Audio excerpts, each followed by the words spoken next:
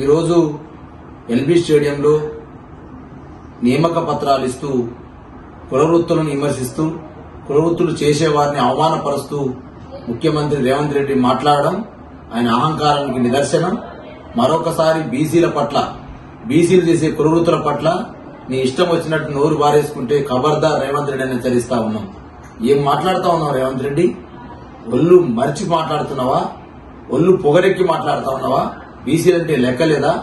బీసీలు చేసే కులవృత్తులంటే లెక్కలేదా?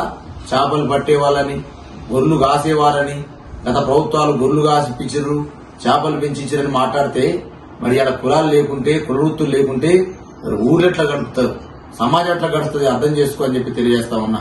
ఇలా బీసీలను అవమానపరుస్తూ, బీసీలలో ఉన్నటువంటి ముదిరాజులను అవమానపరుస్తూ, యాదవులను అవమానపరుస్తూ ఇలా ఎటువైపు ఏ సంకేతాలు ఇద్దాం అనుకుంటా ఉన్నావు?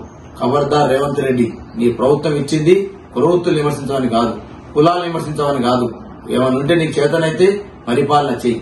ఏ కులాలైతే ఆర్థికంగా నీ కిందికునేవో వాళ్ళందరినీ పైకి తీసుకురా, ఉద్యోగ నియామకాలు చేపట్టు.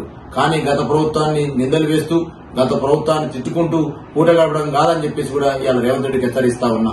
వెంటనే ఇలా ఎల్బీ స్టేడియం సాక్షిగా కులవృత్తుల పట్ల, బీసీ కులాల పట్ల ఏదైతే విమర్శ చేసినావో వెంటనే నీ యొక్క వాక్యాన్ని వెనక్కి తీసుకోవాలి.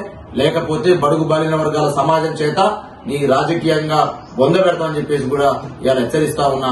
మీ డాక్టర్ దూదిమెట్ల బాలరాజు యాదవ్, మాజీ కార్పొరేషన్ చైర్మన్, బీఆర్ఎస్ పార్టీ రాష్ట్ర అధికార ప్రతినిధి.